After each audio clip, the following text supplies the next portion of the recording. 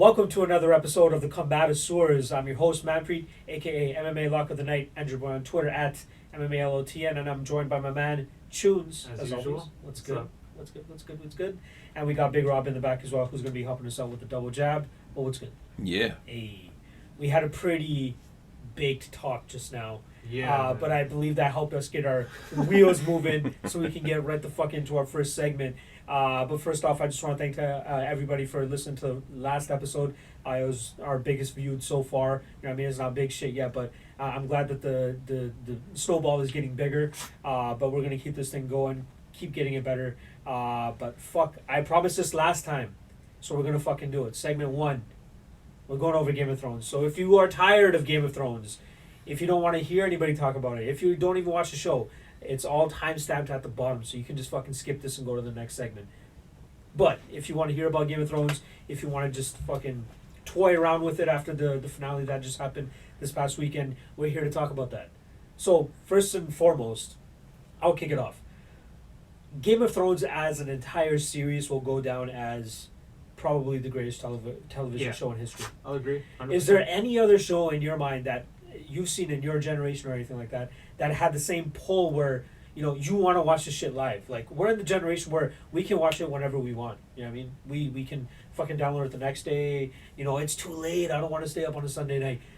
This is a show that demanded that you kind of watch it live. I know there's a couple of them that you skipped and watched the next day, but that would, you know, this is a show that I watched every fucking Sunday I waited. But Season even 7, then, it would be like most one day. Like maybe one day what I would wait. Because it's going to get spoiled. The whole world and we stops. got Blitz here again, Yeah, obviously, if you guys can see. But continue, sorry. The whole world stops. The whole Yeah, world sure, stops correct. to watch it. It's going to get spoiled. So you got to watch it within a day. Like, Yeah. that's one show, you have to keep up because of how popular it is. So, yeah, that's one thing, like, you're saying you don't want to show up the next day somewhere and someone's like, yo, fucking Bran, right? No, man, like, I didn't watch it yet. Shut the fuck up. Bran what? But this show it's fucking insane in terms of the main thing that really got me hooked at the beginning was I wanted to watch it because of Sean Penn. What the fuck is his name? Sean Bean. Ned He's awesome. Stark. I'm like, yo, this guy's in it. Fuck, I'll watch the show. It looks He was on the fucking legit. posters. Yeah. Fucking 8 episodes in. Dead. Yeah. You're like, who? I thought he was the main character. What the fuck? I remember watching that. I started watching Game of Thrones, I think, when episode 9 came out. Yeah. So I got to binge, like, the first 8. Right before the finale. Yeah, like, by the time the show and the first season ended, I was still watching, like, episode 6 or something, so I got to watch the whole season binged it. I remember, like, the episode ends with, like, the sword coming down on the head, and the whole time I'm just waiting for someone to save him. I'm like, he's the main character. He's on the fucking poster. Yeah. There's no way he's going to die. And then the sword goes through. I'm like, what? Yeah. And then, like, I'm like, all right, let me watch this next episode. Turn it on, and yeah, like, He's they dead. show his head on a pike. I'm like, what the fuck is this? Yeah. This is the dude There's on no the show. poster. There is absolutely no show in history that you can tell me where you think this guy's the main character, and then he dies like 8 episodes into the whole series, and Yeah. now you're just left with his kids and whoever else is tied into it too, right? Yep. I think that's the main shock factor that Game of Thrones brought to every single episode, and you can't expect what the fuck is going to happen. Like, say what you want to say about this last season, but there was a lot of shit where, like, there's no way this happened. The Red Wedding, you know, fucking, you know, shit like that. Like, you're just like, Yeah. there's no fucking way that there's any show that can come close to Game of Thrones with the surprise factor. Even like the best shows, a lot of them, there's a certain formula Yes. as to how they operate. Yeah. And this just kind of like broke all that, where you're like, wait, what? I thought that's the good guy. Doesn't he have to win at the end? No, this ain't about that, man. Like you said, the Red Wedding. You're just like, what? That's not fair. That can't be. Like, why not? Especially when the guy, I think it was one of the Frey soldiers had their knife at what's her name, Catelyn Stark's throat, Yeah. and you're just like, he's like, Yeah, fucking just- did it, yeah. fucking did it, Yeah. and the way that just so smooth, just. Well, so Episode brutal too, end. because the girl was pregnant. Rob Stark's girl. yeah, she and they're just like gets stabbed stabbing her in the fucking It's like, stomach. Oh, my, that what was- the hell is this? This is insane. I'm gonna rewatch it. I don't know what to I say gotta about rewatch it. the show too. I'm yeah, gonna for rewatch the sure. entire show again. I've already done it once leading up to this final season. I'm definitely gonna do it again. Just like, it's insane. Like, every. I can't. Well, I got a couple of topics or Yeah. things that we can break down to get into this a little bit more. So I'm just going to kick off with the first one. Favorite character in the series? For me, He came a little bit later in the show, but I love Tormund. Like Tormund is my Tormund. fucking dude. The fucking the wildling beyond the wall, pretty much their captain. After all the main guys die, Manstrader and them after they die, Tormund takes over and he just has this like jolly fucking vibe He's about awesome. him, man. Like, Tormund is awesome. Nobody hates Tormund. like during the episode before the Battle of Winterfell, so the second episode of the season, him drinking and getting fucked up, it reminded me of like an Indian uncle, like who just gets too fucked up on Crown Royal. And his stupid story about the giant sucking. Yeah, exactly. He's got milk running Yeah. down, and he thinks he's being sexy to And Brienne. he's just smiling through it. Looking at Brienne like, yo, you want this? Yeah, like, dude. yeah. Even as soon as he gets back to Winterfell, he's like, "Is the big girl here? Is the big girl still here?" Like, fuck, man. Like, how can you not love Tormund? Like, Awesome. I just loved The his best. character. Like, he's a badass too, obviously, but he had that very hilarious, drunk side about him as well too. So he's definitely one of my favorite characters of the season. Maybe not a main character, but somebody I really enjoyed every time he was involved in a scene. What about you? Mine, he got probably less of a run, but Oberyn Martell. I The had a Red feeling you were Viper. gonna say about that. That was man. my dude. A lot of people liked him. Oh man, That I remember when he first got bisexual introduced. Yeah, he got bronze introduced in motherfucker. episode 4. I'm like, I like this guy. Like, he doesn't give a fuck. He Yeah. just fucks anything, and he's a badass though. Yeah. Like, you know he will. Because I remember Yeah. one of my friends read the books, and then so he was telling me about how much of a badass he is based off the books that they introduced Oberyn, and Yeah. I was like, yo, this character's awesome. And yeah, Oberyn for me, and then we'll talk about it when we get to the most shocking death. Okay. But yeah, I don't want to keep going on a little Okay. further on that. But yeah, All right. Oberyn Martell for sure. Oberyn He was Martell. just so, I don't know. I He's wish just he got awesome. a longer run in it too, but like I his know. exit was pretty fucking dope too. Yeah. I won't lie. Most hated villain. I'll let you go first on this one. I guess like honestly, I would go with Joffrey. It's only two, Ramsay and Joffrey. Like you gotta pick between the two. But in terms of who just pissed me off more, definitely Joffrey. Joffrey. So I have to go with. Ramsay was definitely more brutal, and like way more sadistic, but Joffrey was just so fucking irritating and annoying. He Just wanted his like to wring his goddamn- scoff and like his Yeah, Ramsay's someone you'd be scared of. Yeah. Joffrey's the type of dude you just want to fucking Yeah, beat the this little shit out of fucking and kill. bug-faced Just fuck beat face. him to death. Yeah. Yeah. But Ramsay's someone you'd be like, oh fuck, like you'd be terrified of him. He looks fucking terrifying. Yeah. So I'm going with Ramsay. Okay, yeah. I thought he was like the most sadistic is probably the best word you can fucking use to Fuck, describe him, because like everything that he did to fucking Sansa, taking her virginity the way he did, just being a fucking The way he dickface. broke The Theon. torturing, the He Theon broke thing, exactly. His torture methods, his psychological mind fucking, he was like fucking letting fucking Theon thinking he's getting away and then just fucking catch him again.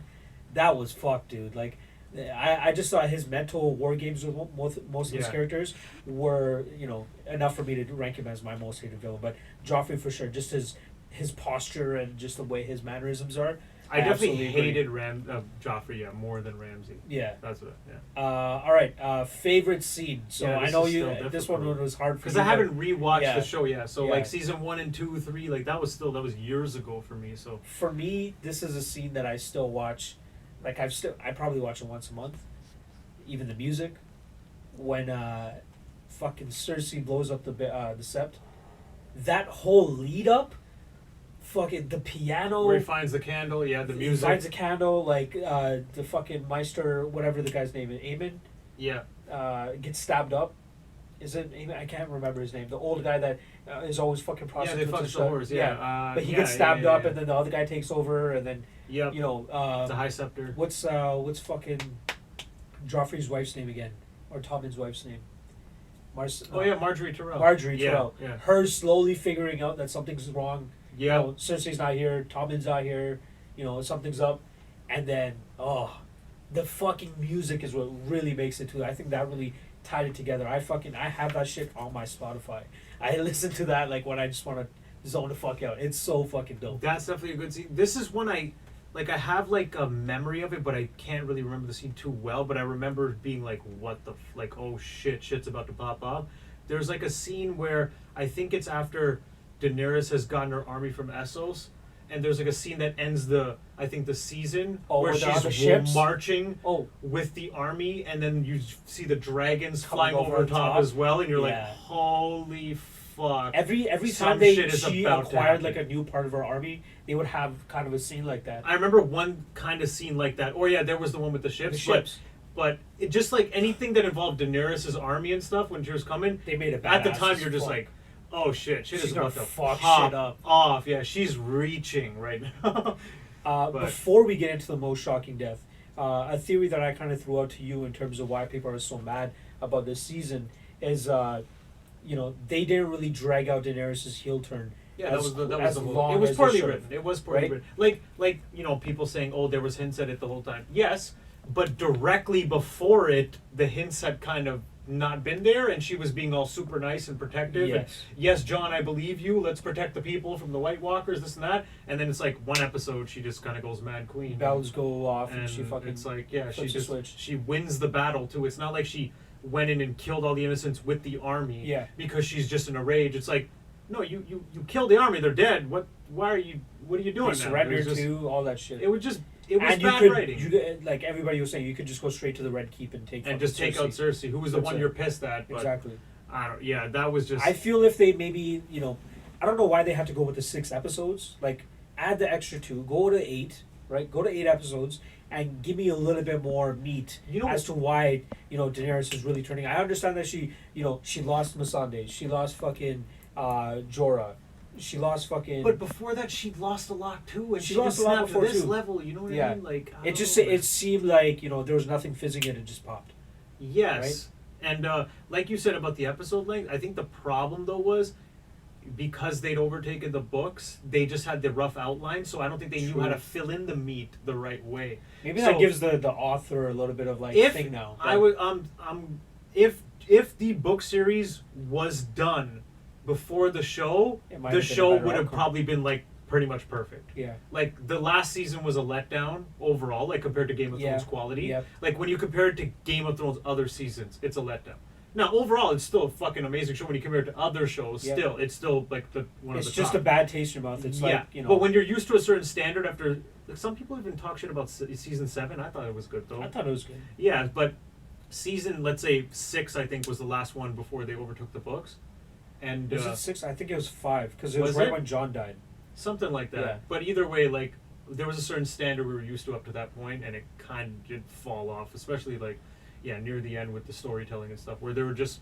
My whole point was they're just trying to make everything look epic. Like we've already we've gotten to where we need to go, and now just like finish it off and make it look all good. But you kind of let everyone They down. had a with the- huge fucking budget. lots of too, holes and like, gaps in the storytelling. They could have stretched it out a little bit more again. Like I think 2 more episodes probably would have given it what it needed for people to feel satisfied. I believe HBO actually was good with the full 10, but the writers said no, 7 and 6 were the last 2 seasons. Yeah, I don't think they had enough to fill in. I Like wonder they what just their had the reason general was. outlines. I wonder what the reason is. I think it has to be they just didn't know how to fill in the meat. Like they had the general outline from the author, and that's like. Like you that's have the author there. Like you can fucking. it. I know. You Yeah. can get some substance from him. Yeah. I will fucking It get was it was a little like everything looked epic, but yeah, it was disappointing. Uh, Although one thing I gotta point out that looked like shit, I guess it always does, is like when John in the last episode when he meets Ghost again, his direwolf, and he's petting it. It looks horrible. Like yeah. it looked clearly CGI is pretty CGI'd, bad. and he's not touching it. The But then the CGI is dragons bad. look good to me. Yeah. But the ghost, no, it didn't look good at all. Thoughts on the Battle of Winterfell? Because it's Yeah, probably my favorite you episode fucking in loved TV history it. because You I've seen it loved maybe it. 5 times by now. But my It was great. my quick thoughts on it is just everything about the darkness. You know what I mean? Like the director said it himself. It's meant to be that way. We saw everything that we were needing to see. And if your TV sucks, it's fucking 2019. You know what I mean? Get a better TV. But I love that episode. Everything about it. My heart was pounding the entire fucking time. It still gives me the chills. It still makes me feel like how they probably were feeling, which is, this is the end of the world. We're not getting through this. The fucking moment the Night King raised the dead. Yeah, that was Oh! ridiculous. I wasn't expecting legitimately it. lost I don't know all why- fucking hope. I don't know lost why I all didn't hope. even think that he could just do that. Like it would have You crossed know my he mind, can. and I'm like, oh, You as know soon he as- can. It's just a And simple you thing forget. too, eh? Yeah. You just see his arms go out like Oh. fucking Undertaker. Yeah, With the lights back yeah. on. And John's just slowly running faster and faster, looking around. him and shit. Yeah, that's where you're like, oh shit. Oh, I thought that was legitimately done. I'm like, That was I would great. not be mad if they fucking killed everybody right now, because I know there's still fucking 4 more episodes to go or 3 more episodes to go. You can make it about Cersei. I'll be cool with that, but it would be epic as fuck if everybody's dead. The Yeah. one letdown I did have about that episode was I was expecting a little bit more people to die, a little bit more. Yeah, I think everyone You know. was. They were, and even the deaths were more like B characters. Yeah, there B or wasn't. C. You know, Jorah is like a B plus character. Yeah, still a side Right? character. I'd consider him like a B level. Beric Dondarrion, whatever his name is. Yeah, however the you say Lord it. Commander guy. Yeah, the guy who got brought back like 10 Yep. times. Yep. Okay. On that episode, there was once again everything looked good. The music, the build up, the scenes, like that shit. I legit lost hope. And one thing that I really liked that I pointed out was how Arya saves the day at the end. But the way it was edited and filmed, you forgot about her. Oh, yeah. Like you It was see a her leave from solid- Missandei, yeah. but then so much other shit's happening and then they're constantly focused on Jon trying to get to Bran. That's what you're going like. Oh Yeah. my God, he's not gonna make it. The dragon's got him cornered. What the fuck is he gonna do? He's Yeah. gonna get killed. Bran's Yeah. about to get it, and Yeah. then. Out of nowhere, Arya comes in. You're like, oh fuck, Arya! I totally fucking forgot about her. So the way they did that, amazing. I was very satisfied with that. Couple of letdowns just with the writing and stuff. Like a Yeah. lot of people pointing out, why the fuck did the Dothraki just charge into the night? Yeah, like, yeah. what the hell were you thinking? That was Did you it. think Like was it looked cool. logically. Yeah, does it make sense? it looked really But cool the to see look the was really light, cool. the fire That going was out. so stuff. dirty. That It was so it was sick. something that obviously was done for the show's Oh, yeah. purposes for the audience. Yeah, but yeah, as a battle tactic, like, huh? Why'd you do that? They showed so much by showing so little. Yeah, That And was then- so dirty. And then I guess another thing is like the Night King and like or his generals didn't really get any fight time. or Yeah, anything. yeah. I think we talked about that. That too. so yeah. that like I did have a little bit of a feeling like, okay, yeah, that was kind of like sick how Arya did and stuff, but man, I was kind of expecting more of a fight Yeah, yeah, between yeah, the yeah. main dudes, you Yeah. know what I mean? Where it was just the White Walkers there. But I guess that was their way of swerving it to a certain degree, so So, talking about fucking not really much of a fight. Remember the Golden Company? oh, What the fuck was the point of the Golden Oh Company if my they're just gonna get God. obliterated like that? that, Fuck you. dude. That That was the stupid. bank, right? What do they call themselves?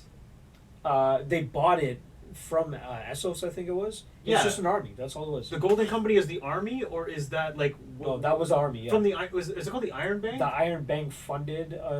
I don't. Whatever remember the bank it specifics was, of yeah, it. they're probably Yeah. like, well, fuck, now we can't even get paid for this shit, and we just lost an army. The Dragonfire in That like was a minute. completely. That was completely. Yeah, pointless. just destroyed. And that episode in general was, it looked awesome, but that was episode 4 and 5 were the worst episodes.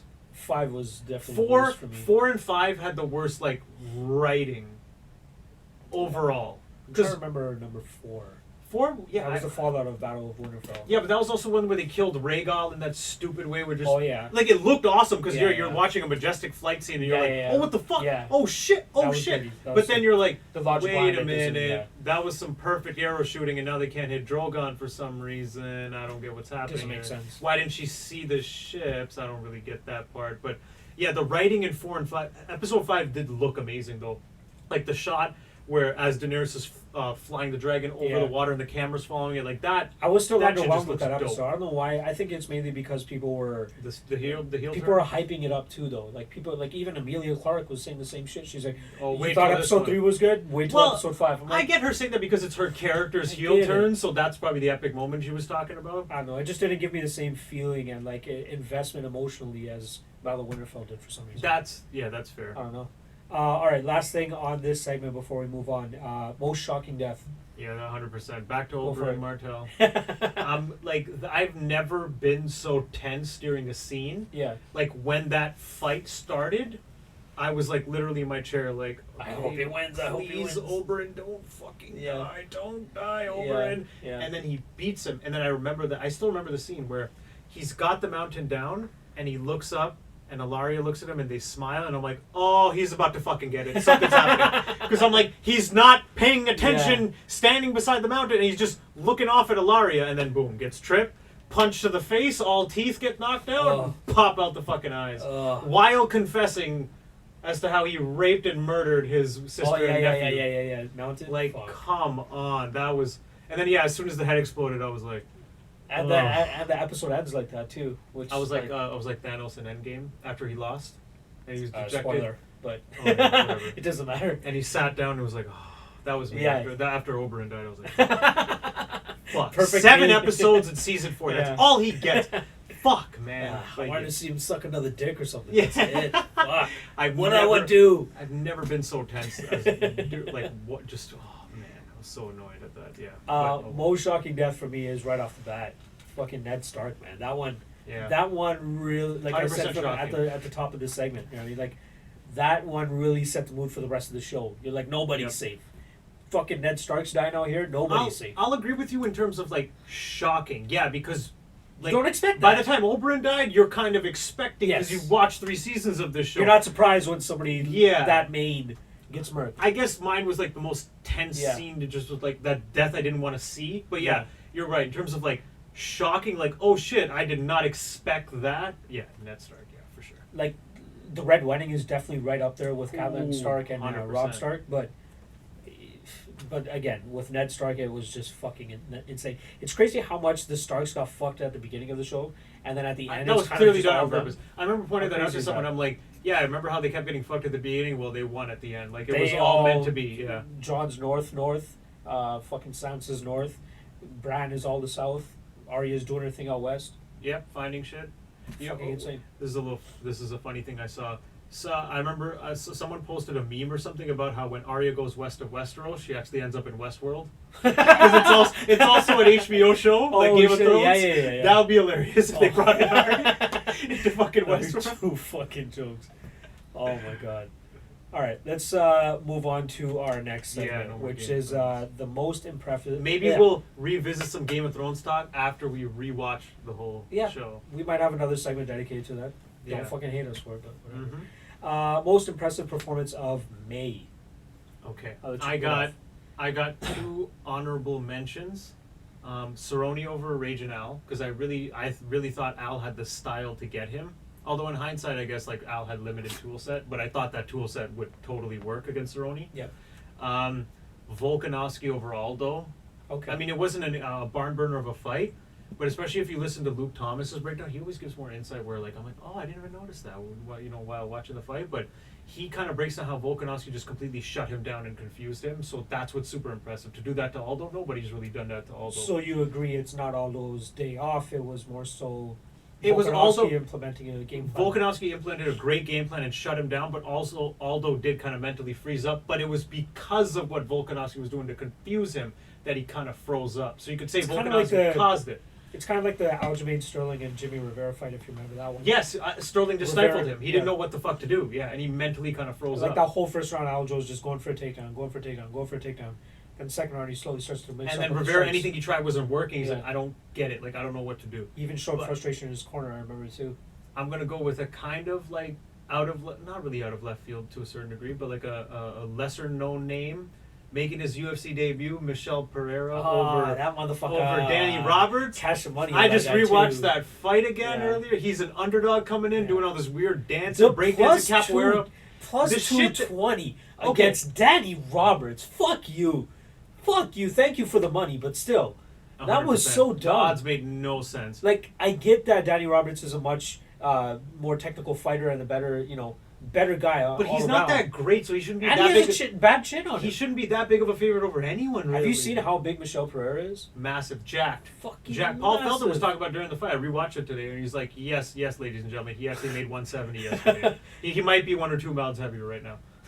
I'm excited to see what his future holds. Awesome. But that was definitely the thing. But that yeah, stuck out the just most. it was like a 2-minute fight. He comes out. He did like a front forward flip capoeira kick. Yeah. He bounced. He jumped off the cage at least twice. And you're like, okay, this guy's kind of out there. Like he might just be being a little dumb by being wild. And then throws a flying knee. Just pops him one time. Doesn't even follow up because he knows it's done. He shows that restraint, even though you think a wild guy like that probably wouldn't. So I thought that was just like that's probably the especially best with the debut beef they had going into that fight. Could you too, have made a better impression in a 2-minute fight? I mean, I know Johnny Walker made quite an impression with this, but with this is like this guy tried a lot of crazy shit and then did something actually crazy. Finished with it at the end of that little 2 minutes. So yeah, I'm like everybody's. I know I am. I'm waiting for his next fucking fight. I'm totally interested now. Huge fan. I got to give that the most impressive performance. Do you think he's top 15? Oh, that's too hard to say. You beat Danny Roberts in 2 minutes after throwing wild shit. Now It's gonna catch up to him, right? Yeah, now people got footage to study, right? Well, it's like 2 It's minutes still of out it. there. But You know as how you many fights climb this guy up, has? how many? He has like over 20 fights. He has a lot Oh of fights. shit! He's been Okay, doing his I thing in didn't like know Korea. that. Like he's been doing a lot of shit. Yeah. He's All pretty right. experienced. He's accumulated some losses here and there, right? Which is why he's never really made it to the UFC. But just recently he came out with all those crazy. Like, I don't know if you saw the highlights they're showing on Fighter and the Kid recently as well, or whatever the other fucking show was. Below the Belt. Yeah. What's his face was showing him clips of Michelle Pereira.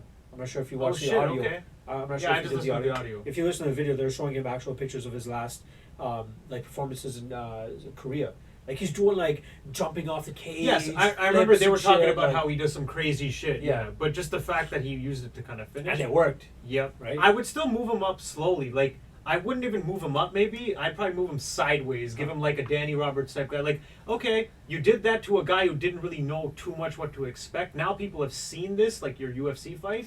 I wouldn't mind Let's seeing see him what go you do. against like a Nordine Taleb type of guy. Yes, that's Right. actually, that's a Taleb that's just a picked up good a big one suggestion. as well in Ottawa, so Very winnable yeah. for It's a winnable fight. for Pereira. And for Good way to Taleb build too, him right? up. Like Yep. if Taleb's chin holds up, he could probably pick him apart. So, yeah, That's a good suggestion, I actually. like that. I like Michelle Pereira's Can you- performance for sure. I don't know why this just kind of randomly popped into my head. But it's not going to be next, but if they keep winning, this will be a great fight. Perry versus him? Perry versus Pereira. Yeah. Wouldn't that be intense? Like, that, That just would be seems pretty like that would sick. be a fucking fight. I want to. You know what? I want to get a nut off too. Fuck, Mike Perry and Robbie Lawler. Oh, yeah. That they had it perfectly teed Oh, up yeah. for themselves right there, right? Are they not? They haven't announced They Lawler's haven't announced replacement. it. Please give it to Mike Perry. Give it to Just fucking give it to Mike Mike Perry. All right. In terms of my most impressive performance of May, I was going to go with Michelle Pereira too. Oh, but you then were? Okay. I was, Okay. and then I told you that I might be going up with somebody a little bit lesser known. Okay, even lesser, okay. We have a little bit of a segment on her later too, but Felicia Spencer. She kind of, I know she went out there and did what she was kind of expected to do if she was to win this fight. She was still the underdog, Mm-hmm. and Megan Anderson was still somehow hyped, still overhyped. But Felicia Spencer comes out there, implements her game plan in terms of getting the fight down to the ground as soon as possible and getting, I think it was a rear naked choke. But, like, what a way to spoil the plans of most people, you know what I mean? Like, you kind of just implement, you stamp your name right into the fucking talk with a big win over a girl that most people would think were just going to run over her, right? So, big win for Felicia Spencer. I thought it was most impressive due to the fact that the implications and significance it has on the rest of the division. Yep. So that's what I got to put out there. That's fair enough. I'm not saying she's going to be a champion. I'm not saying that. I saw Chris Cyborg actually accepted a fight with her or some shit. Yeah, Cyborg's been calling her out Yeah. for a fight. So- So if I was Spencer, Yeah.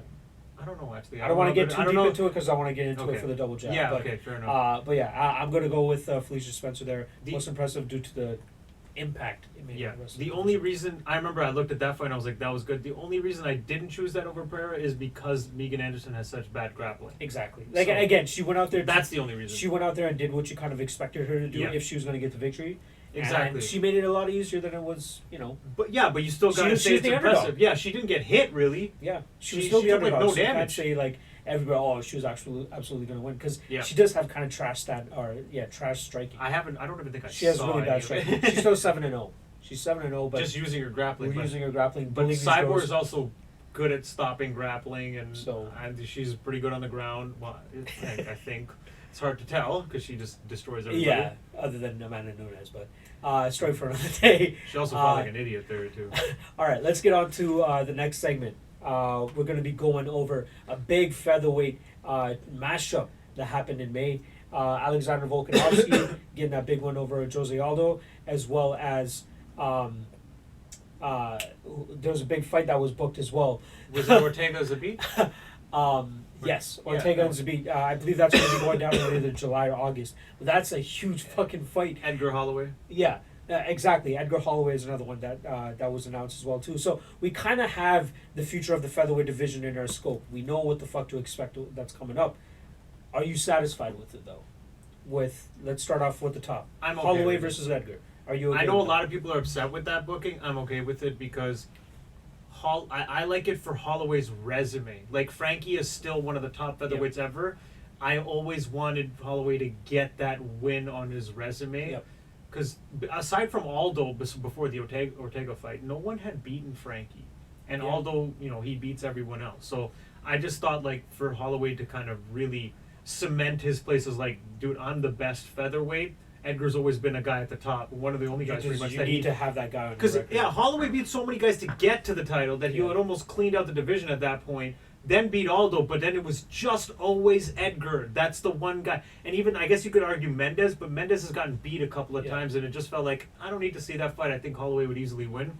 But Frankie could actually give this guy problems. So I know people don't like the booking. I don't mind it. And it's not a big deal because it's happening pretty quickly. Volkanovski can just deal with like an 8 or 9 month layoff and just get the winner. It's I don't, kind it's of not a a big deal. it's kind of like a glass half full perspective you have to take with Alexander Volkanovski because of that infection that he got. I'm not sure how, like, Yeah. if you heard how significant it was. Like, it was I- bad. He was probably ready to. He'd probably be ready to fight by like August, September, or But something. like after something like that, you want to just take some time off, man. hopefully, kind of.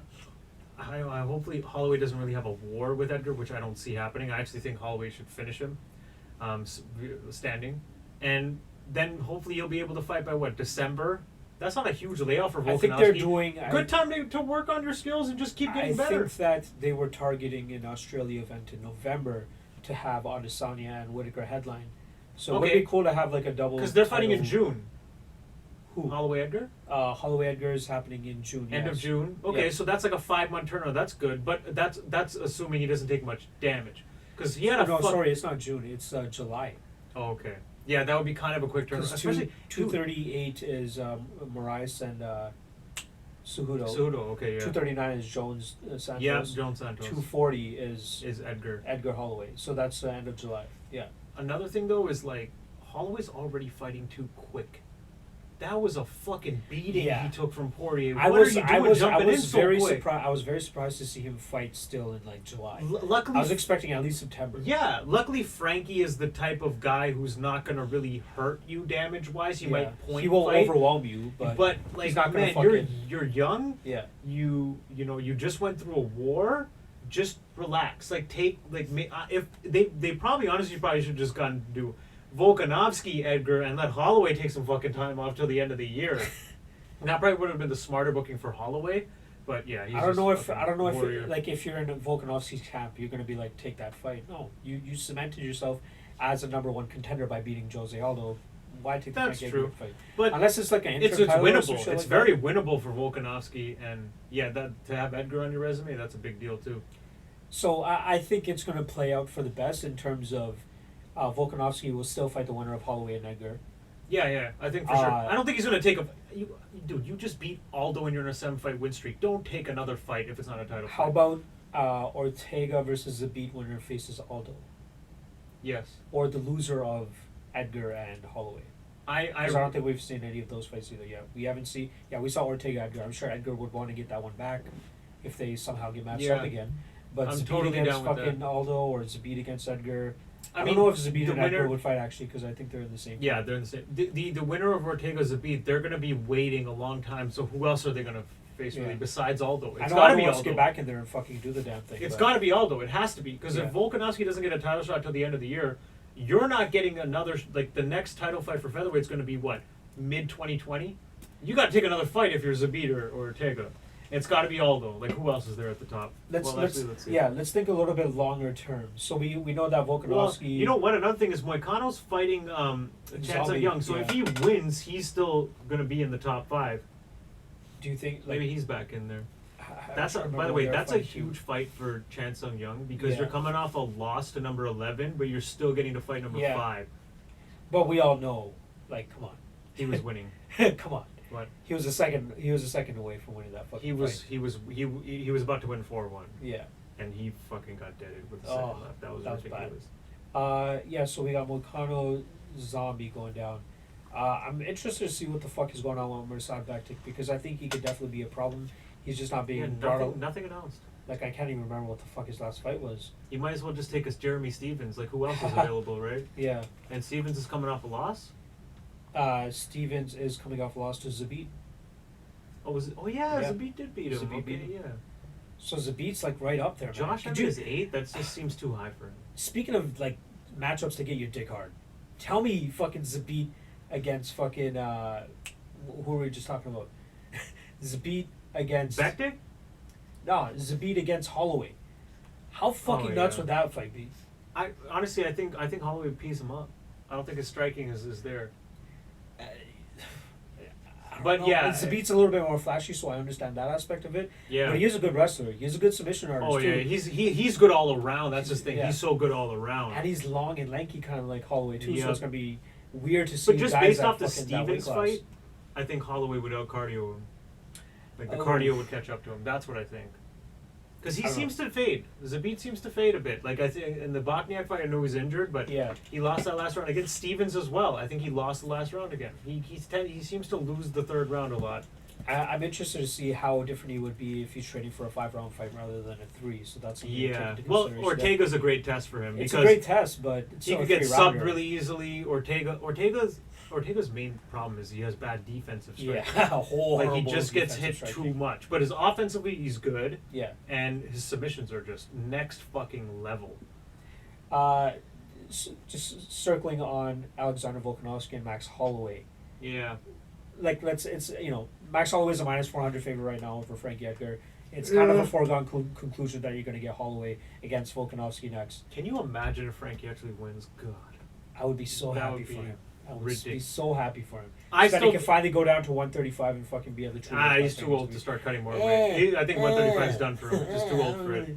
I still want to see him. He down hated. there. He didn't even want to cut 10 55, pounds to yeah. get to 145 yeah. because he walks around at 155 or 158 or something. Yeah. He didn't want to do that cut. Nah, I don't think you're gonna get him to do 135. He's too old for that. But do you think that Volkanovski has the chops to solve the puzzle of Max Holloway? You know, we saw Dustin Poirier was able to do it, but at 145, nobody has really been able to do it. That's the thing. It's going to be a little bit of a game changer now that Poirier beat Holloway, because now you can like kind of try and implement similar type of strategy. I don't think that Alexander Volkanovski would. Yeah, he doesn't have the pressure like the boxing level. He has the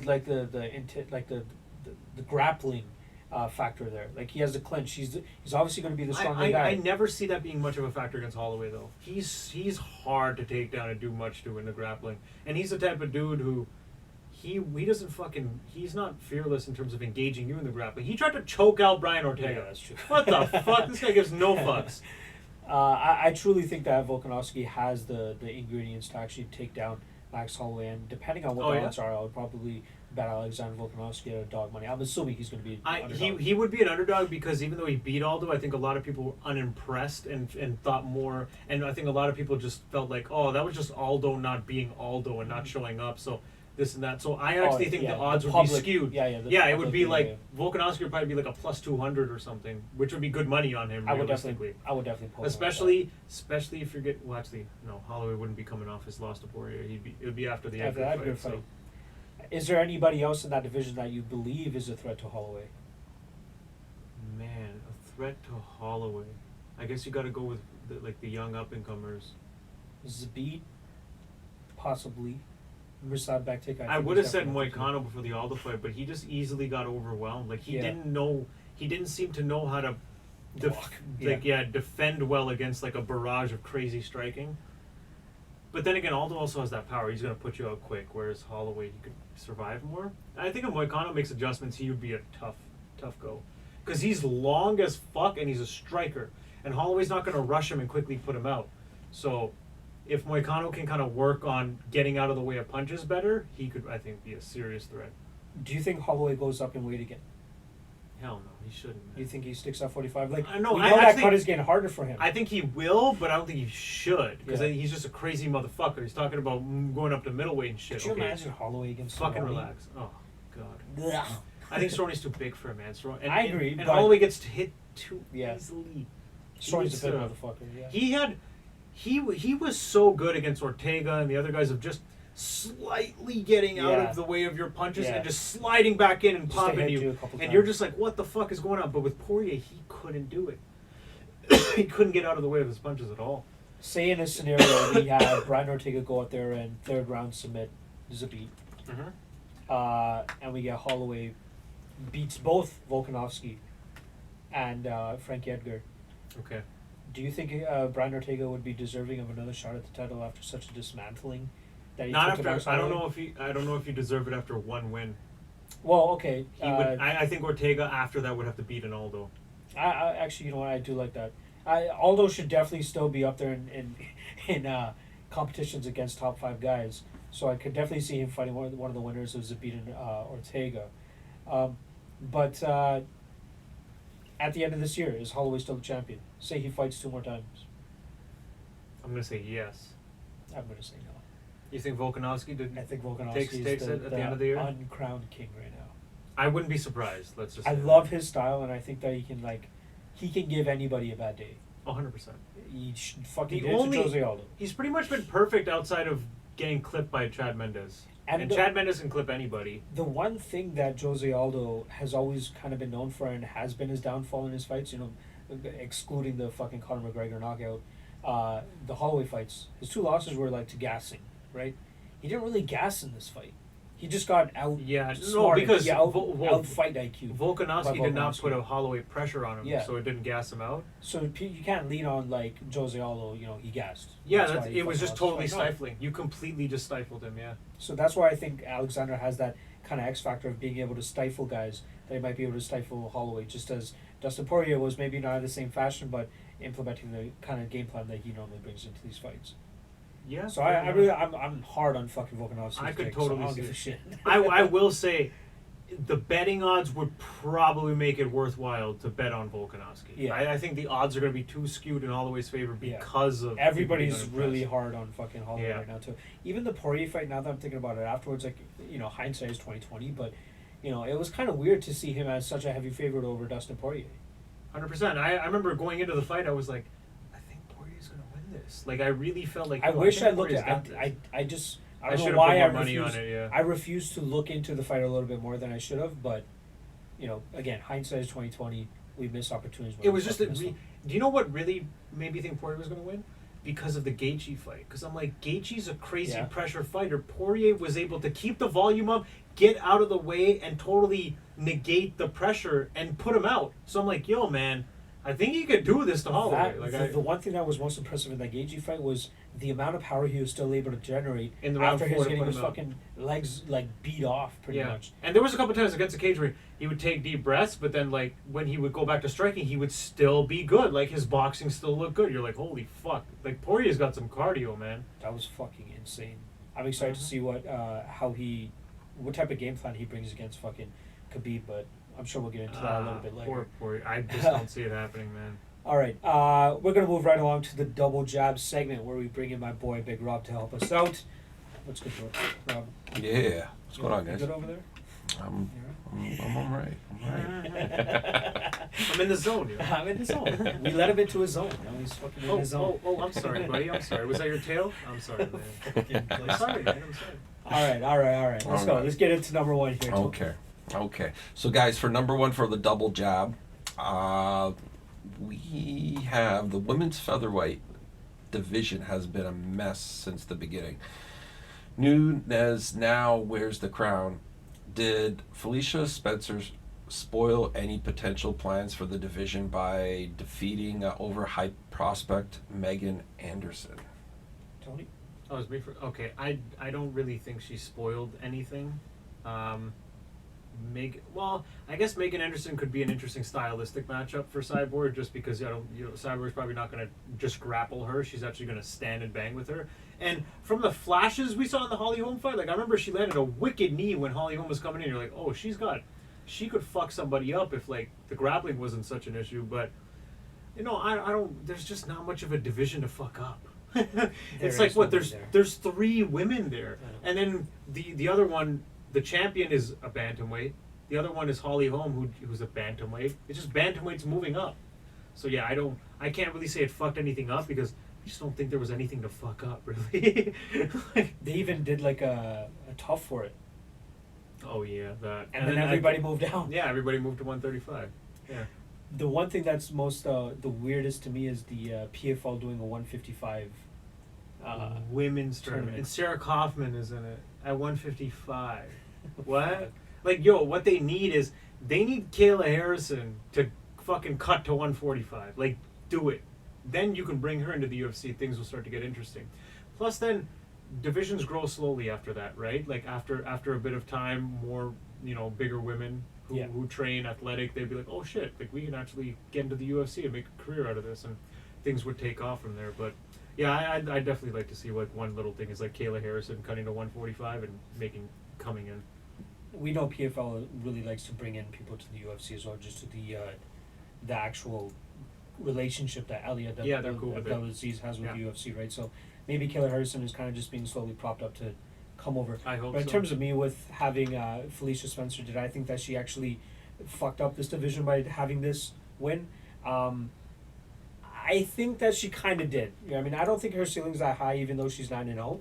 I do believe that Megan Anderson was being the one that was kind of being overhyped. There's a reason that she was a bit of the favorite here, because the public was on her too, right? A lot of people were sold on her. A lot of people were sold on her striking. But if you really look at her fucking fight tape, she is atrocious even in the stand-up. Like, yes, she did catch Holly Holm. She caught Holly Holm, and that is what made Holly Holm change up her game plan and go to a more wrestling-based game plan. Because yes, she can crack, but watch her fight against Cindy Dandois.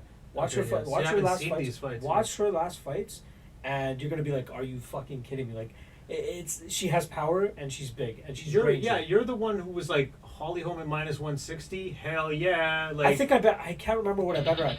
I bet her at roughly around minus 120, and I was minus 220ish or something like that. And then fight day she got down to minus 160. Okay, I remember you were just like, "Yo, she's gonna run through Megan." I'm like, "Really? Are you sure?" But I didn't really know. I had a little bit of a hiccup because I thought Holly Holm was gonna dismantle her on the feet. However, she got rocked and she changed up a game plan. But that's fight IQ right there. Yeah, exactly. All right, let's move on to the next one. What's up, Rob? All right, guys.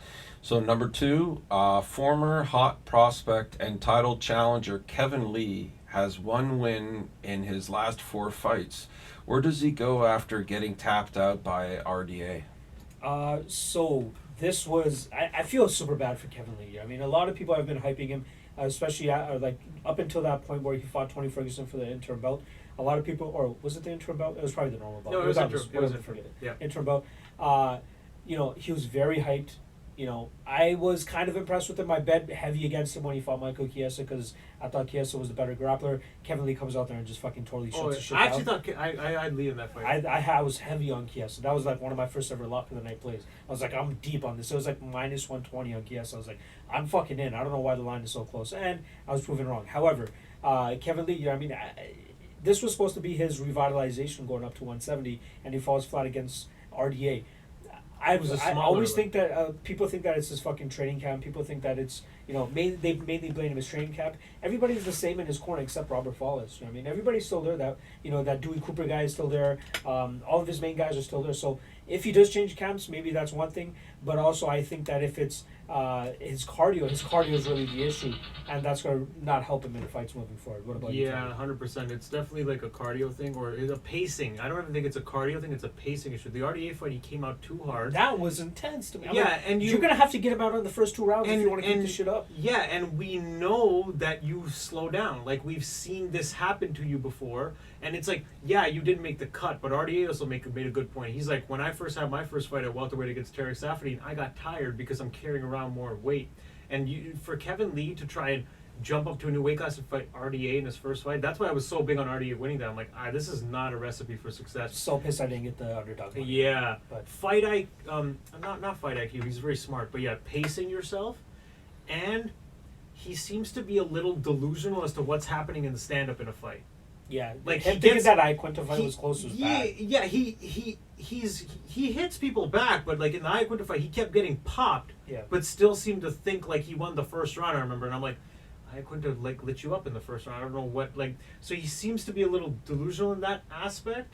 And I think Luke Thomas pointed it out. It's like just inefficiency, like the way how hard he tried to get a takedown off RDA on the cage and how much energy that cost him. It's like it's just bad decision making here. Like you can't get it back off. You know what I mean? Like just putting too much effort into like things that aren't paying off. So he's like right there skill wise. He just needs to make a little bit of adjustments, and he should. Otherwise he's a motherfucker. I know. What's up, Rob? All right, guys. Number 3.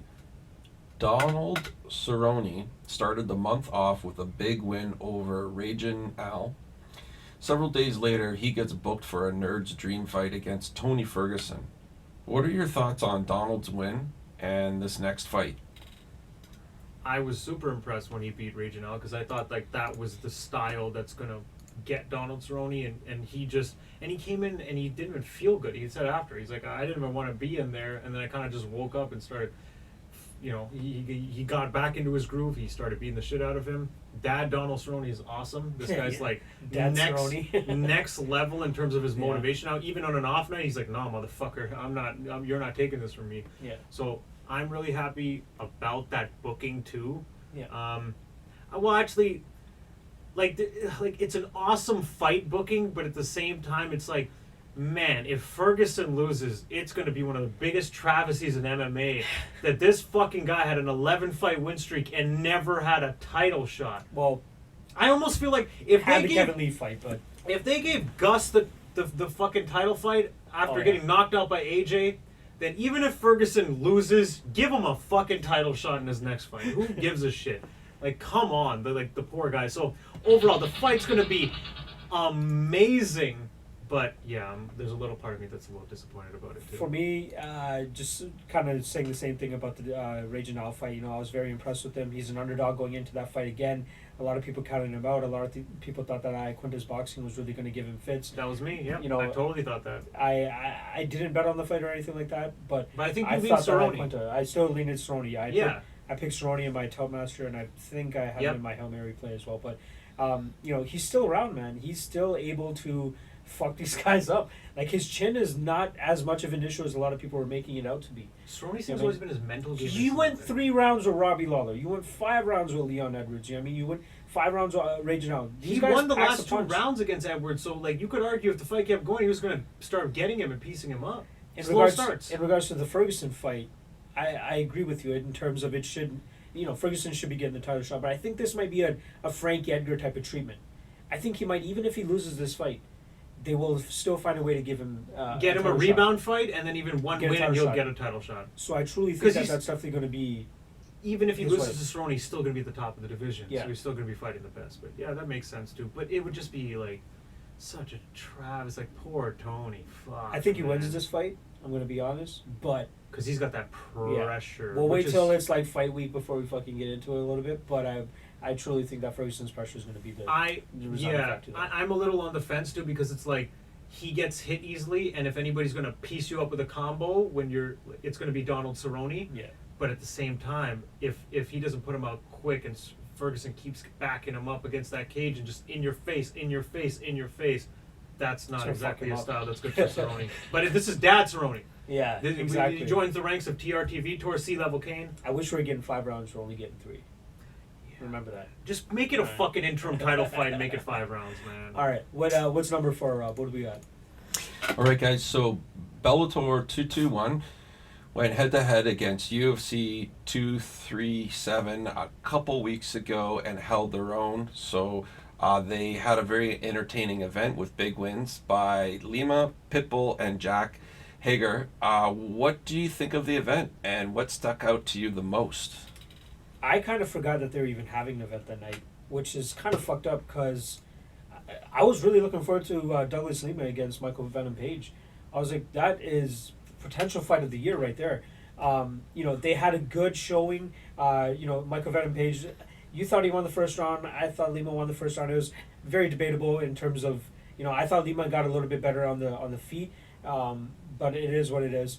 And then Pitbull knocking out Michael Chandler was fucking phenomenal. Say what you want about the stoppage, but I didn't even know it was a champ fight. Good stoppage. I didn't even know it was a champ fight until he fucking got that second bell over. Know? So okay. I had no fucking idea. I was like, really? Oh, shit. I thought he was just fucking challenging for the title. I always get both Pitbull brothers fucking mixed up. No. So Patricky the lightweight. I know they look differently, but I keep fucking it up. Patricio's the better one too. And Michael Chandler's fought both of them, so it's just like he beat the other one twice, and he's lost to the younger one. Yeah. So and then Jack Hager coming out there, getting the fucking choke. And getting that heel turn, if you want to call it that. I was a little bit set off by it at first, but then after I watched it a second time, I was like, okay, I guess it wasn't as bad as I thought it was. He's a rookie too. In terms of what stood out to me the most, though, is Douglas Lima's KO, which was fucking ridiculous. But 100%. On to you.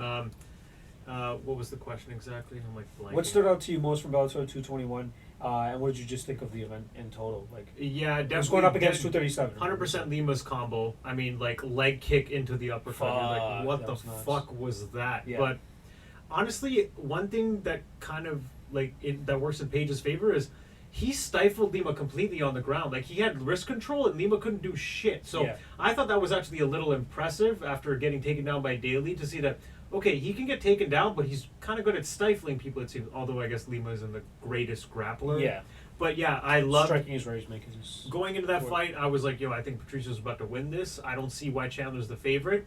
Chandler's striking against Primus looked fucking horrible. Yeah. It was terrible. All he did was plus all he 200 did as well. all he did was hold him down. That's Yeah. all he did. And I'm like, man, Pitbull's striking is way better. I don't see Chandler holding him down necessarily, because even with Chandler's wrestling, he's not the greatest on top. He doesn't like destroy you or damage you. He kind of just holds you. So I'm like, I don't think that's gonna happen. And just the way he talks to you kind of pisses me off. So it was kind of like, I was like, yes, Pitbull, fuck that dude Get up. it. I was just happy for Pitbull. Yeah. Pitbull's one of those crazy Brazilians, but also I like him because when he talks, he says very logical, smart shit. But then it's under the guise of him also being like a crazy Macho Brazilian. Like, you mess with my Brazilian. brother, I'll fuck you up. Yeah. But when he actually like talks about shit, he's saying true shit. Yeah. If you actually like, take it in. So Mhm. yeah, that was actually my favorite. I like Pitbull winning. All right, what do we got to wrap this up? All right, guys. So, Dana White's Tuesday Night Contenders Series kicks off in a couple weeks. It has produced prospects like Johnny Walker and Sean O'Malley. Which show and style do you prefer between the Contenders Series and the traditional Ultimate Fighter? Okay, I think that's like, there's no doubt about it that the Contender Series is way better than Ultimate Fighter. It's so Say played it out. wasn't watered down. Okay. Say Ultimate Fighter wasn't watered down. What do you? I still which like do the you prefer? Contender Series because at the end of the day, it's about fights, and you get more fights with the Contender Series. Like, there's none of this, the in-between shit of the training and this and that. It's just like, nah, man, we're just giving you a card of fights, and then the next week, more fights, and then the next week, more fights. It's not one fight at the end of a long episode of a Yeah. build-up of bullshit. It's just fights, straight up. And then they give you a quick little video to let you know who the person is. That's what we need. We don't need the Ultimate Fighter is the opposite. Like, a little portion is the fight, and then most of it is like trying to get you to know these people. No. Give us a little bit to know them, and then the fight. Like Where that. are I they like. from? Right. Simple shit like that, like Yeah. tail of the tape type shit. Exactly. Or just like a little rundown. Where is this guy from? Who was he fighting? His little family life. 2-minute little video, like a promo video, wrestling style, and that's it. And get to the fights. But yeah, Contender Series by far, just because we get more fights at the end of it. I think it's 5 every card or something. Yeah. Yeah. That's awesome. Uh, Better than 1. For me, like I said, I'm trying to take it in, Yeah. with a watered down way. If I it don't was, really like, like. fresh. Yeah, if it was fresh, I think the Ultimate Fighter for its time was what the UFC actually needed, and we obviously know there was an exact Oh, yeah. like effect after that Forrest Griffin and Stephan Bonner fight as to why the UFC blew up to be as big as it is today. Obviously, there were other factors like Conor McGregor, Ronda Rousey, and all that stuff in Yeah. the more modern era, but I think back then it was definitely needed to get fans a little bit more synonymous with these guys that they just see in a cage fucking punching each other and making it look barbaric as fuck. If you give these guys a little bit more of a story, a little bit more of a, not just a 2-minute promo video or package video, you try to get these people attached to them, that's how you create stars, right? Obviously it's not working as much anymore because again it is watered down as fuck. However, I am going to switch it up on this even though I've been talking mostly about the Ultimate Fighter. I do like the Contender Series. 5 fights, get me in and out, I'm fucking good. Yeah. That's Give me it. Sean O'Malley, give me fucking, Johnny Walker, give me some of these guys, show me their fights real quick and we're fucking out, we're done. Yeah, right? exactly. And then you get a season of that, just week to week to week for what, 7 or 8 weeks? How many fights by the end of it? 30. I think it's like from like beginning of June to end of August, so however many. Okay, however that's like long what? that is. I want to say 8 or 9 weeks. 8 or Okay. 9 weeks, 8 weeks tops. Oh, beginning of June to end of August. Yeah, Yeah. that's like 8 or 9 weeks. Fucking Okay. insane. Yeah, that's way better. All right. Well, thanks, Rob. We appreciate the help as always. No problem, guys. Thank That you. was fun to do. I fucking love doing Double Jack.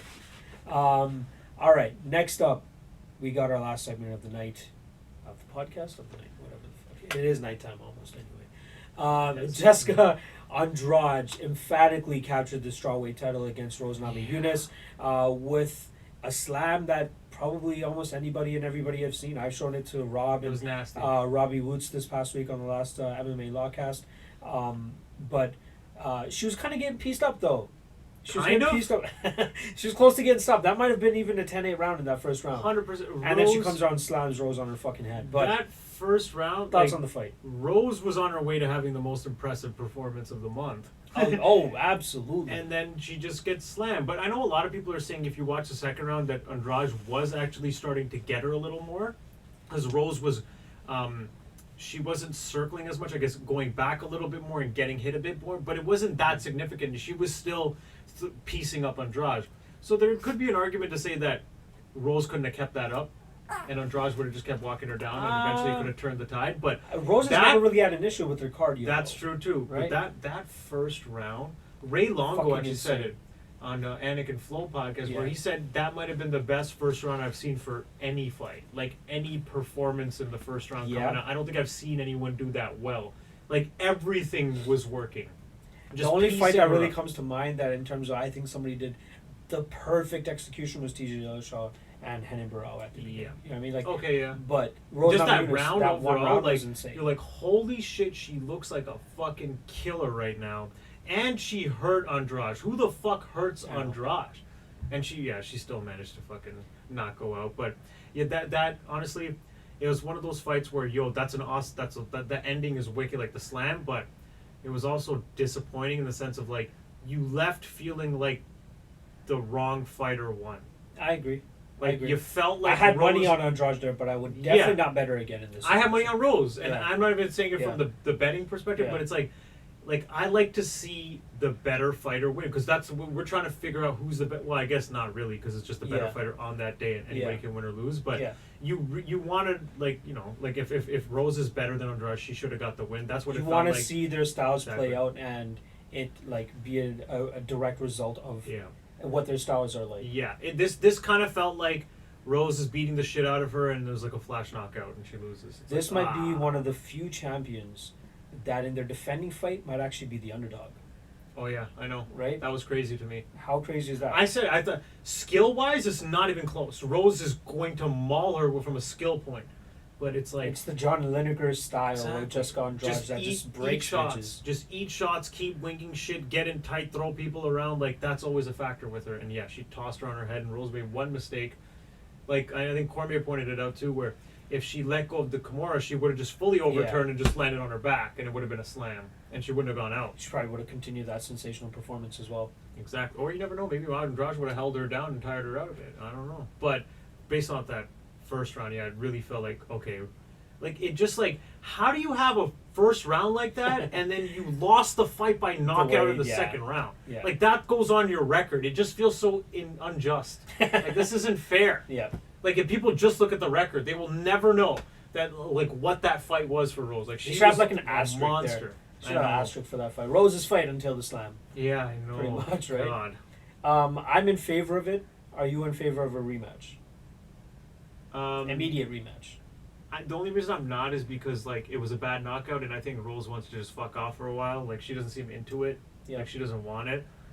Maybe that's what she needed. Maybe she doesn't want the title. Yeah, I mean, maybe she did. Like she said, it's a huge weight off my shoulders. Yeah, but it was weird because Cormier kept assuming that meant the title, and I'm like, I took it as like the weight off your shoulder of like this is over. Like me having to anticipate this fight with Andrade going to Brazil. I dealing kind of with took all it the that. Cormier way. Okay, I didn't take it as like I'm the pressure of being champion. I thought it was just the pressure of the like I took this fight. It was a bad matchup, and I took it in Brazil. It was really out of my comfort zone. So that pressure, that's what I thought she meant when she said that. But she should. I don't see Rose coming back for like maybe a year. Like she should probably take off like a She year. probably won't fight in 2019. I don't think so. I think Tatiana's the next. So we got Tatiana versus Nina Ansaroff coming up very soon. I mean, Tatiana, Nurmagomedov Suarez. Nina's got to keep her off her and just pretty much outpoint her. And She I don't showed know. a really good game plan in her last fight. I'm trying to remember who she beat, Claudia. but was it Claudia? Yeah. Claudia's fallen off. Yeah, man. that was- She's kind of getting that was bad. exposed. She's not that great anymore. And after what Tatiana did to Carla Esparza grappling, like Claudia couldn't do that shit to her grappling. She just held her down. I'm going to be interested to see how Tatiana's grappling heavy style works against Andrade, because Andrade is pretty strong. Yeah, I mean, I'm not saying Suarez will get her down. Obviously, I don't think that's an issue. Andrade ain't slamming Tatiana. I know Suarez. that's true. That ain't happening. I'm very intrigued to see in terms like will that first round and a half be too hard on Tatiana Suarez to be able to get the takedowns afterwards, or is it even going to get that No, far? You I know don't what think so. I think her pace is just so ridiculous, and she can keep it I think up. her striking is still, 100%. Like Yeah. I don't strike with Andrade. No. One of those bombs or hooks is going to land. she's big too, though. She could definitely. Tatiana's huge. Tatiana's a huge girl. If she implements her striking and distance management well, she could definitely have some success on the feet. But I just don't think that her striking level is there yet. Oh no, she should not strike like at all unless she's been working like a good jab and getting good at keeping distance. But that's not her style. She wants to get in and fucking out grapple you. She's Olympic level. Like I don't care how good Andrade is there. That's a losing battle if you try and wrestle with Tatiana. I think she's definitely gonna beat Nina and win the title. This is absolutely perfect writing for Yanni and Jacek for Jessica Andrade to win this fight. That's Because she already great. holds a win over her. And she's the only one to beat her. She's the and only she one to did beat it her. pretty easily. Yeah. She did the stick and move and had the cardio to last. She did That's- hold on to Kimura's that she was not going to get. Just kept piecing her up, getting out of the way. Piecing Yeah. her up, getting out of the way. That's how you beat Andrade. And then everyone else who's tried, they pretty much gas, or she eventually gets a hold of them. Even Tisha Torres, she was looking good first round, starts to gas, starts to slow down, can't keep up with the pressure. Andrade overwhelms her. Joanna was able to hold that shit up for 5 rounds. That's First insane. two to 2.5 minutes of Claudia versus Jessica. Claudia was piecing her up Yeah. until she finally got taken down and gassed. Claudia always gasses though, right? So, yeah, I think the it's right a move big- here is winner of Tatiana and Nina to get the title shot. 100%. Easy. And you line up Ioane and Jacek against Weili Zhang. I know a lot of people don't know who Weili Zhang is, but I think that's a fight, especially with them going over to China soon. I mean, the thing They is, should headline that who else fight. does Joanna fight other than Rosa, the champion, after that point? And I think that Zhang is up there, man. I think that it would be a great win for Ioane to get back to. that's why I'm in favor of Yeah. it, because like who Yeah. else? Yeah, you're not If- giving her Michelle Watterson. You're not Nina, giving her Torres. we're assuming Tatiana wins. I am at least. Yeah. And Nina goes below Joanna in the rankings Mhm. then, and she'll be coming off a loss. I think So she'll go to who else 6. is left? Yeah. Wiley's up there. I You think don't that mind like Wiley's that. the dark horse here, man. I think that she could have a little bit of success with Joanna, just with their styles. That's a bad bitch. I'm not sure if you've seen her. Wiley Zhang. She just beat Tisha Yeah, Torres. she beat Tisha Torres, which I thought was impressive. Like And then I was Jessica fucking considering what's-her-face. Torres for that because Torres is kind of pretty Yeah. solid, Yeah, but nah. and the she line had kept fun with flipping it. on that too. I remember. Yeah, but yeah, Wiley totally took her out. Claudia's still number 5. Oh, she does not. I deserve know. that ranking. She doesn't deserve that. Ranking. What a fall from grace. She's fighting. I think she's fighting Randa Marcos next. I think that's Oh, the is fight that's that? actually. Yes, you're right. I think Actually, that's that the was fight that's announced. booked. Good for Marcos. That's a huge fight for her. Yeah. Number 14 facing number 5. Yeah. Michelle Watterson's been chirping about a title fight, but let's be real. Who did she what- beat last? I don't fucking remember. No, it was a decent Carolina. Okay, you're number 7 and Oh, you yeah. beat number 10. Yeah. It's not that impressive. Slow down, bitch. And you got ran through by number 1. I think Calvillo is definitely out there still. I think she could definitely be a problem soon, especially with her grappling and You know her what? jiu-jitsu. Straight up, you could. I think they actually will probably do Watterson, JJ, Joanna. Oh, no. I think that's a fight they'll probably go for over Wiley. I- Just because they could headline with Wiley. and Watterson's Joanna been and fucking chirping for a China. title fight. They like her because she's marketable and pretty, and she's not going to get the title fight. So how do you move her up the rankings? I don't know. Maybe just give her the Joanna fight, or if Nina loses, maybe they just give her Michelle Watterson as like an easier fight in terms of like damage. Who do you think that Cynthia should fight next? I don't know if she has a fight lined up. I feel like she She does. lost, right? Oh no, To she's Esparza? fighting. Is it Fuck. Carolina? Who's fighting? Somebody's fighting Alexa Grasso. I think it's Carolina. Yeah, poor Carolina. She's falling off. She's Yeah. so cute, but She's just a striker, man. Like you can't really. even Can't do much defensively, on like her. when she closed her eyes and swung at Yeah. Andrade and got knocked out, I'm like, oh, well, how do you make that mistake at this stage in your career? This is not good. Just like a similar question I asked in the first segment. Will the champion be the champion at the end of this year? Will Jessica Andrade still hold the strap at the end of 2019? If she fights again, is that an assumption too? Let's say I believe she will. Why not? Yeah, assuming Right? she fights again and it's going to be against Tatiana, I'm going to Suarez. say no. 0 chance. Andrade is so lucky she's got that chin and that power. Mhm. Outside of that, skill-wise, she's very mediocre. She wings bombs, gets punched in the Again, face all I've the said it time. over and over again. She is John Lineker. She's female Yeah. John Lineker. I would actually say Lineker's better than her because he goes to the throws body more too. variety He for goes to the shots, and body his too, boxing is yeah. better. She just wings. She's Yeah. Vanderlei Silva with the Yeah. Lineker chin. Yeah. That's what she is, and it's not that impressive from a skill point. She's just so beastly and doesn't go out, and is so strong that it overwhelms you. But I think it's gonna catch up eventually, and I think Tatiana's probably the girl to do it. Is that glitch over there doing some shit? Yeah, I was like, where's the baby? You crying, Where's bro? There's a baby here. You crying over there? He just wants some. He just wants some love. He's not getting the attention. Oh, now he comes over. Oh, what's up? Because we noticed you. Yeah, what's up, man? Oh, fuck. Anyways. Yeah, so getting back to it with Jessica Andrade, I'm happy that she's champion. You know, she has that very fan-friendly style. Yeah. You know, I'm a big fan of John Lineker, so obviously I'm going to be a big fan of Jessica Andrade. I want to see the Rose fight next. If Rose comes back with good mentality, you know what I mean? Like, if it's not... I hope it's more of so what you're saying in terms of the weight being off her shoulders with the matchup, and not so much with the title or her career. Because she doesn't seem like... I think it was the whole fact of facing someone with a bad stylistic matchup in a foreign country, getting out of her comfort zone. Props to her for even accepting the fight. Yeah, that's what I mean. I think fuck? that's what it was. Like, she put that pressure on herself and got to the fight and did good and everything. And I think that's what I took it as. Like, oh yeah, finally, okay. Like I did it. Like I got through all of it, and yeah, I lost, but whatever. But like, it's over. Like finally. Like I think that was making her tense too. Is there any champion you believe that would possibly go to like champ status? Do you see any, like, do you think Tatiana Suarez has the size and the skill to go up to 125 and possibly challenge Valentina Shevchenko? Because you know that's eventually going to be a topic of conversation, and they can fucking refer to this podcast That talking about a strawweight going up to flyweight. That would be tough. The striking gap is Massive. ridiculous. Ridiculous. So, But we know Suarez is getting better on a fight to fight basis. You know what I mean? But Let's say man- she goes out there and beats Andrade. Let's see she goes out there and beats Andrade. She probably would defend the title maybe one more, maybe two times before probably even against like a considering about Joanna or something. fights Joanna. If I think that Joanna fight would be a perfect barometer to see where her 100%. striking is at. Because that's a similar stylistic matchup she'd face against Shevchenko. Yeah, maybe a little. Yeah, Obviously, Yeah. Shevchenko is better grappling, but Yeah. it's not good enough to be significant against Tatiana anyway. agree. So it's nullified. So yeah, like if you can beat a striker like Joanna, then yeah, test yourself, go up, fight someone like Shevchenko. Although, man, I think Shevchenko is a motherfucker. Like Yeah. I still contend to this day that she beat Amanda Nunes in the second fight. You I still scored it on that, eh? 4-1. And I remember when the decision came out, I'm like, what? Was I watching a different fucking fight? Yeah, Amanda Nunes was kind of pressuring more, but I thought Yeah. Shevchenko was landing way more. I had it 4-1 for Shevchenko, so I feel like she's the champ, if anything. Like, she's the only one to even give Amanda Nunes a close It's fight. unfortunate because I doubt they'll even give her a third fight against Nah. Amanda. Because Don't like go- it don't wasn't go like a do barn that. burner. No. And I'm pretty sure Nunes has insinuated after she beats Holm, she's done. Because, like, what more do I have to do? I've beaten all the top girls at this division, defended my title how many times? I'm out.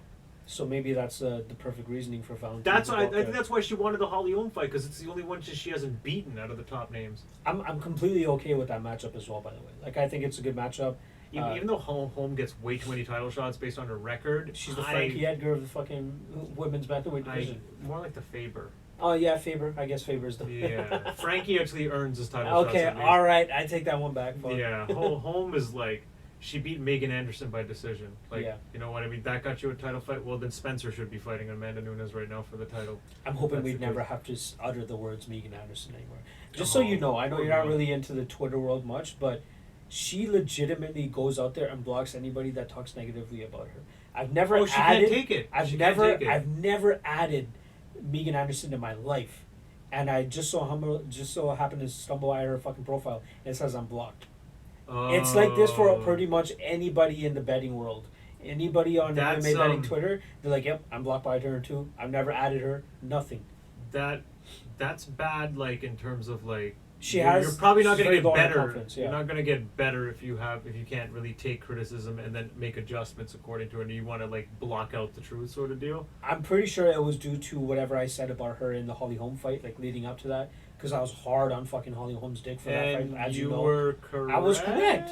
Maybe not so in the way that I thought it would be. Yeah. Again, but she still got the W. She still showed her veterancy, her fight IQ, and then obviously explode. Like Holly Holm's grappling is probably the weakest part of her game, and she made it look like it was her best part of her game against Megan Henderson, right? Yep. So Just fuck Megan Henderson. one thing quick about bantamweight is GDR the most forgotten number one contender ever. I know, eh? Does anybody even fucking know that she's ranked number one at bantamweight right now? Does anybody know her that? last wins, I did not know that. Well, it's based off the fact that she has the home win. That's why they have to rank her above Home, because she beat her technically, even though she fouled her twice, and a lot of people still thought Home won 3-2. So that's kind of Andrade arguable. is a motherfucker, so just watch out. She hasn't for her. fought in so long though. I think she had something scheduled, but then had to pull out. But Aspinall's already is number a 4. That's motherfucker. a little too high. Man, bantamweight's salty. It's not that great. It's really not that great. Like, what are we doing here? Yeah, it's really just Home for Amanda Nunes and maybe Caitlin, but I don't even think like she's ready. Macy Kiasen is a bitch that's on the rise. I'm so sorry for referring to these females as bitches, but y'all know what the fuck I mean. But Macy Kiasen is definitely somebody on the rise. I'm not sure if you know her, but she has the tools to get up there and be a problem. She won the Ultimate Fighter at featherweight. Sarah McMahon is still number 10. Fuck Sarah McMahon. Irene Aldana, I really like her striking, but she makes her fights way too close. Renault is at number 8. That's too high. Kunitskaya, no. Kat Zingano, I wouldn't mind actually seeing her actually fight. You know what I mean? It would be nice to see her fight. I think Zingano's done. Raquel Pennington is actually scheduled to fight somebody. Oh, is she? After that whooping she took against Nunes? Yeah. Honestly, you know what? Like, looking at that, can you blame Nunes for wanting to retire? Or who else is there that can even pose a threat to her? Yeah, nobody. You've beaten all the greats. And even, a lot of people don't remember this. I think it was both of their first fights, maybe in the UFC. Amanda Nunes beat GDR. Oh, yeah. Yeah, she already has she that. She TKO'd her. Yeah, I don't. People probably don't even remember that. Yeah, that was way back. Way back in the day. Finished her. So yeah, she would have had wins over number 1 and 2, and the greatest females like Miesha Tate, Ronda Rousey. Look at that resume: Cyborg, Holly Holm, Miesha Tate, Ronda Rousey. Cyborg won, especially in the fashion that she. And if she finishes Holly Holm, she would have finished all of those. Yeah. All of those fighters. That's ridiculous. Oh shit! Yeah, the cover. It's all good. Oh, the tape come out? Yeah, I know how to fix this though. Rob told me. Yo, just hold it in place for a couple. We got like fucking 5 minutes left. Yeah, anyway. exactly. Just hold it in place for now. Just keep it together, man. Keep it together. Yeah. All right. So yeah, that pretty much wraps up our third segment. Jessica Andrade doing the damn thing, but probably won't be champ according to both of us by the end of the year if she fights Tatiana Suarez. Let's wrap this bitch up. Most anticipated fight of the bye week. I'm going to start this one off since you started the other fucking one off. Jimmy Manuwa against Alexander Rakic. I really want to see where the fuck Rakic is with his skills. He's coming off that big one over Devin Clark back in December in Toronto. I'm big on the guy. He implements that Cain Velasquez type of style, especially against Justin Ledet. If you haven't seen that fight, I would highly recommend going to see that. That is a Cain Velasquez in a 205er's body, especially with that game plan that he had against Ledet there. Beautiful execution of the takedowns, letting the guy get up and then fucking taking him down again, just tire him out even more, beat him the fuck up on the ground too. Very lopsided fight over there for Rakic against Ledet. And then he comes out here. He had he did get hit. He did get dropped by Devin Clark by a winging shot. I'm not too worried about that. Rakic has never been finished by strikes. I think he has a very good shot to beat Jimmy Manuwa here. Manuwa's on his fucking way out, man. The guy's like 38 now, closing in on 40. Had a war against Thiago Santos in the last fight. Got dropped numerous fucking times. He's been dead too many times. He's been dead too many times. I wouldn't even be surprised to see Rakic actually KO him as well. So I'm most interested in that fight due to the fact that this may be Alexander Rakic's coming out party. Jimmy Manuwa is like a top 5-ish. He shouldn't be top 5, but considering how salty the division is, he's 11 right now, and I think Rakic is not even ranked. So he'll definitely be ranked after this fight. Let's just put it that way. But I think it's a possible coming out party for Alexander Rakic, but definitely a very good barometer to see where Rakic's skills are at, and if he can at least crack that top 10. Who the fuck do you got, Tony? I gotta go almost mostly kind of by default. I'll go with Gus and Smith, and it's not really for the Smith part. It's more for the Gus part. Yeah. Because Gus was talking about how, he kind of wants to see if he still has it.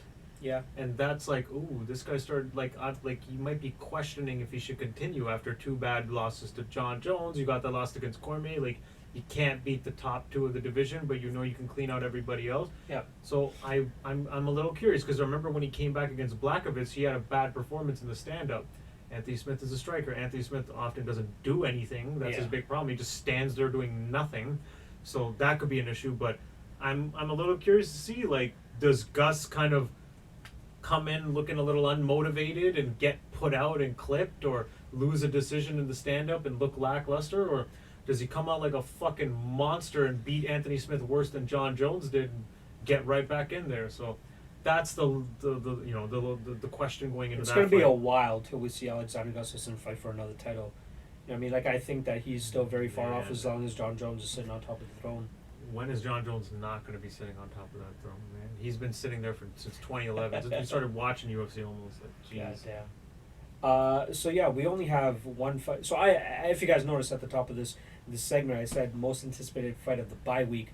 We're going to be switching it over because we're going to be doing this podcast on a bi-weekly basis. So it won't be, most anticipated fight of the month or anything like that. We're going to look ahead to the next 2 fights, after this podcast, because we will be back in 2 weeks after that. So we'll be right back into the heat of the UFC schedule with, I believe UFC 238 is going to be going down with Moraes and Cejudo, so we'll have plenty to talk about there, especially, Jessica probably capturing the title over Valentina Shevchenko, because that's exactly what's going to happen for all you I believers out there.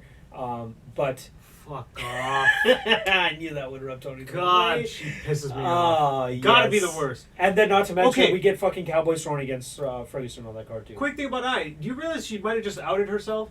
There was sparring footage of Shevchenko. I told you about this one. When she said it was sped up or something, it was sped up, and it's like, no, it wasn't. So if that looks sped up to you, you're fucked. You're fucked because that's her actual speed level. Yeah, you fucked. So I'm sure we'll have plenty to talk about in the 5th episode of the Combatosseurs. So make sure you guys, subscribe if you guys are watching this on YouTube. I think you can subscribe on SoundCloud and all that shit too. So we really appreciate the support as always on all these platforms. Apologies for the video on this last episode. I fucked that one up, but we'll get it up so you guys can still see it. But 4th episode should be up hopefully in the next day or 2. I'm going to go back and edit this shit. But yeah, follow my shit at MMALOTN on Twitter. The website is MMALOTN.ca. I got some bets up for UFC Sweden, which is coming up next weekend. Already got my Lock of the Night play, which I'm not going to spill the beans on, and a Dog of the Night play as well, so make sure you guys check that shit out. I will be back on Monday with just Big Rob doing an MMA Lockcast to break down the UFC Sweden card, so look out for that next week. Otherwise, if you guys are just tuning in for the Combatosseurs and don't want to hear me talk about strictly fights, we'll be back in 2 weeks. On my behalf, on Tony's behalf, that's right. On Big Rob's behalf. Thank you for listening. We're out. Peace.